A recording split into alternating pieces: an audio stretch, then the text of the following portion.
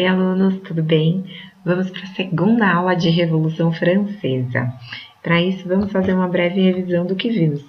Então, na aula passada, nós falamos, além de rever um pouquinho da ideia do primeiro, segundo e terceiro estado e a distribuição da sociedade nesse período, nós falamos da crise social e econômica que a França vivia na época. Então, nós tínhamos uma balança comercial negativa, onde você comprava muito mais do que você vendia, então você gastava muito mais do que você lucrava. Para isso, o rei cogitou uma reforma tributária, ou seja, fazer com que todos os estados pagassem tributos. Você tinha os ideais iluministas que vimos em aulas anteriores, né? Toda aquela ideia de um novo contrato que eu até deixei nos CADs na aula passada, na videoaula da semana passada, e a revolta do terceiro estado, na verdade o terceiro estado começando a tomar ciência do que estava acontecendo com ele através da fala da burguesia. E aí terminamos falando da revolta aristocrática, né, que foi na verdade o início do processo revolucionário da França, que na verdade foi iniciado pelo primeiro e segundo estado, e não pelo terceiro estado. Então, o processo revolucionário da França, ele foi iniciado pelo clero e pelos nobres, que convocaram as Assembleias Gerais com o intuito de impedir o rei de pensar novamente ou de realizar uma reforma tributária onde eles precisassem pagar. E aí, dentro desse cenário, nós vimos que, através dos cadernos de queixas, das apresentações que essas Assembleias Gerais exigiam para se eleger os representantes de cada estado, a burguesia começou a informar e a esclarecer para os camponeses e para as demais camadas, vamos dizer assim, do terceiro estado, o que estava acontecendo e como eles poderiam lutar para que isso deixasse de acontecer. E é aí que é um grande tiro no pé, onde o processo que se iniciou com o primeiro e segundo estado vai dar uma força enorme para o terceiro estado. Então, dito isso, e tendo essa por base, relembrar esse processo que nós vimos semana passada, vamos continuar com as questões e os pontos da Revolução Francesa. A segunda parte da Revolução Francesa é a Assembleia Nacional Constituinte. Então, houve um conflito entre o primeiro e segundo estado e o terceiro estado. O terceiro estado buscava a mudança da forma de votação. O que significa isso? Lembra que eu falei que nas Assembleias Gerais cada estado tinha direito a um voto, então cada um representava um estado. Porém, mais de 90% da população era o terceiro estado. E como ela vai ter apenas um voto de representação, mediante a quantidade de pessoas que ela tem para representar. E é isso que na Assembleia Nacional Constituinte, nesse segundo ponto da Revolução Francesa, o terceiro estado vai lutar. Ele vai lutar para ter o voto por pessoa. Eles estavam em número maior e, diante dos interesses, eles sempre perderiam, porque o primeiro e segundo estado sempre votariam da mesma maneira, com o mesmo direcionamento, né? E assim, a luta deles é para que esses votos fossem individuais, fossem votos por pessoas, não individuais no sentido de cada um votar, mas que tivesse o peso da quantidade de pessoas que representavam, né?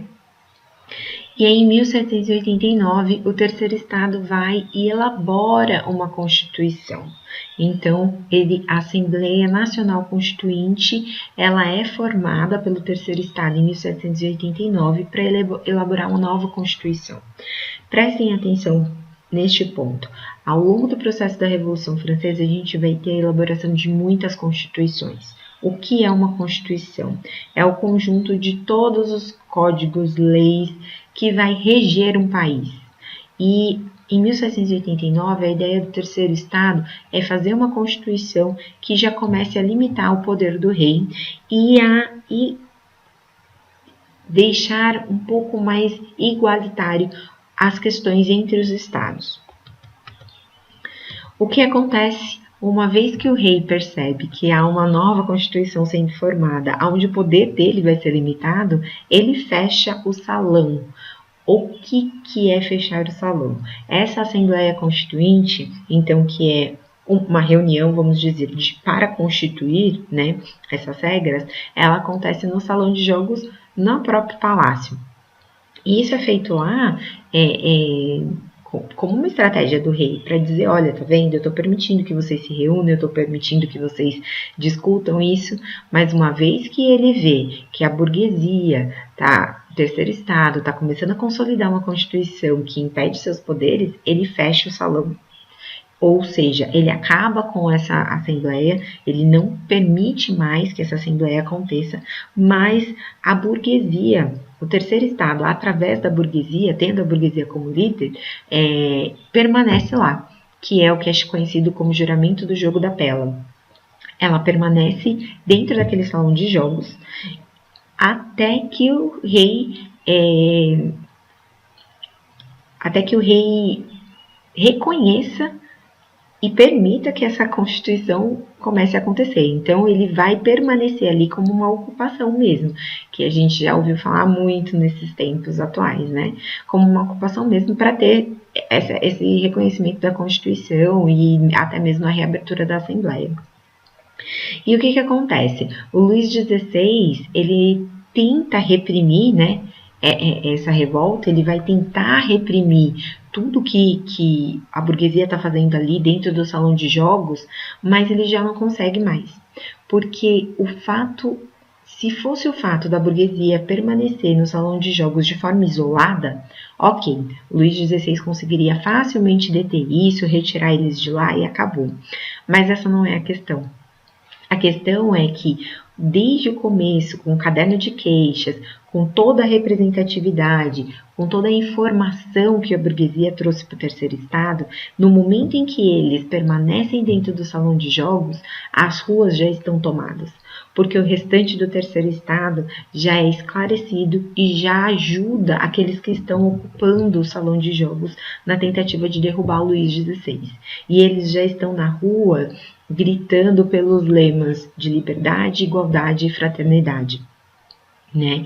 E aí vem o ápice desse momento da Revolução Francesa. Então, o ponto mais alto, que é a tomada de Bastilha em 14 de julho de 1789. E é com isso que Luís XVI reconhece a Assembleia Nacional Constituinte, reconhece que ela pode e deve acontecer para elaborar uma nova Constituição. Por que a tomada da Bastilha foi tão significativa? Porque a tomada da Bastilha é o símbolo de poder absoluto do rei. A tomada da Bastilha, ela representa algo muito grande, porque na Bastilha estavam presos, não qualquer presos, mas todos os presos políticos. Então, eram pessoas que foram presas por ir contra o rei Luís XVI, ou qualquer monarca que viesse antes dele. Então, o terceiro estado vai até Bastilha, liberta todos esses presos, que são pessoas contrárias ao regime, à monarquia absoluta, pega as armas, distribui entre essa massa que está tomando o poder. Então, eles são uma massa grande, completamente contrária a Luís XVI e armada. Logo, Luís XVI não tem muitas opções a não ser reconhecer essa Assembleia. Isso não significa que ele concorde, mas significa que ou é isso ou é morrer.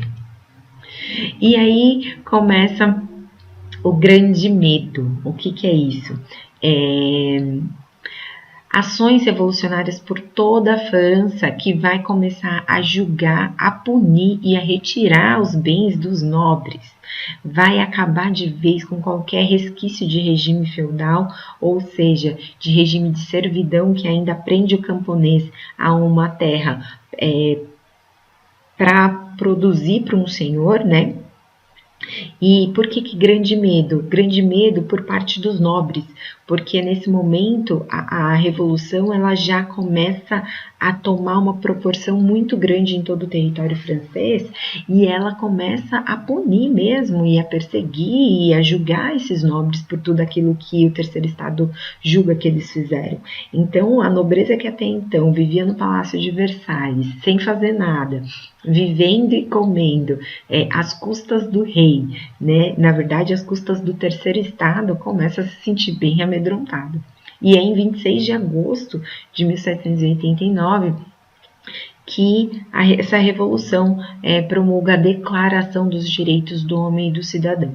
Essa declaração vai ser o embrionário da Declaração dos Direitos Humanos que nós conhecemos hoje, né? E o que ela tem de principal? Ela vai falar que toda pessoa tem direito à vida, à liberdade e à segurança pessoal. Ninguém será mantido em escravidão ou servidão. A escravidão e o tráfico de escravos serão proibidos em todas as suas formas. Ninguém será submetido à tortura, nem a tratamento ou castigo cruel, desumano ou degradante. Só para a gente dizer o início dessa declaração. Essa declaração ela vai influenciar muito processos de independência, por exemplo, aqui no Brasil, vai influenciar que muitos lugares na Europa deixem de ter escravos, até porque, em paralelo, a gente está tendo o processo de revolução industrial. E quando eu tenho a revolução industrial, não se cabe mais escravos. Eu preciso de mercado consumidor, e uma vez que eu preciso de mercado consumidor, não dá para eu ter um trabalhador que não receba dinheiro para não comprar. Então, a gente tem que pensar pelo lado humanitário, vamos dizer, dessa declaração, mas de todo o contexto, né, industrial, que vai ser um contexto que vai exigir que eu tenha um mercado consumidor. Então, agora não é mais interessante ter o escravo. Então, não vamos florear tanto que, infelizmente, o ser humano não é tão bonzinho assim. Passados esse segundo momento, nós vamos para o terceiro momento da Revolução Francesa, que é a monarquia constitucional. Então, num primeiro momento, eu vou ter essa nova Constituição, mas eu ainda vou ter uma monarquia. Então, eu vou ter alta burguesia e perda do poder absoluto do rei. Então, eu tenho a alta burguesia começando a ocupar esses cenários político, mas eu ainda tenho o rei como figura central. A diferença é que esse rei não vai ter o poder absoluto que ele tinha antes, como prevê essa nova Constituição. E aí eu vou começar a ter alguns pontos para reorganizar, né, de acordo com essa nova Constituição. Então, organização social, onde eu vou exigir igualdade jurídica, exceto escravos, e sem privilégios do clero e da nobreza. Então, eu estou deixando os 3 estados de uma forma igualitária, porém, vejam, nem todo mundo é igual. Certo? Os escravos continuam sendo uma exceção que não vai ter privilégio, não vai ser identificado como alguém parte dessa sociedade. A economia, que eu vou retirar da monarquia, do governo central, então eu tenho uma economia que não deve ter interferências de Estado, mas continua com greves proibidas. Religião, eu vou ter uma liberdade de crença, e o Estado laico, a separação da igreja e dos bens do clero, enfim, com o Estado, né? Que ele até fala da nacionalização dos bens do clero, então retirar do clero e distribuir de acordo com a necessidade. E a organização política em 3 poderes, legislativo, executivo e judiciário. Um cria a lei, um executa essa lei e o outro julga para ver se essa lei está sendo cumprida de forma correta. Isso, que são as bases da democracia de muitos lugares, inclusive aqui no Brasil, vai ser formado nessa primeira Constituição, lá na Revolução Francesa, no ápice da Revolução. E aí, vamos começar a fazer um processo por uma forma mais democrática, de voto, mas esse voto ainda vai ser exclusivo para aqueles que possuem renda. Então, veja que engraçado, você promove e institui um documento que quer afirmar a igualdade e a liberdade de todos, mas eu tenho diversas exceções que mostram que não é bem assim, que é muito lindo quando está escrito isso, mas que não é essa a prática que nós vivemos. Nós dizemos que vivemos, que estamos isso lá na Revolução Francesa, num país onde você tem a liberdade, a igualdade e a fraternidade, quando na verdade eu tenho diversas exceções que vão privando isso. Bom, eu espero que vocês tenham entendido e qualquer dúvida eu estou à disposição. Um beijo e até a próxima aula. Tchau!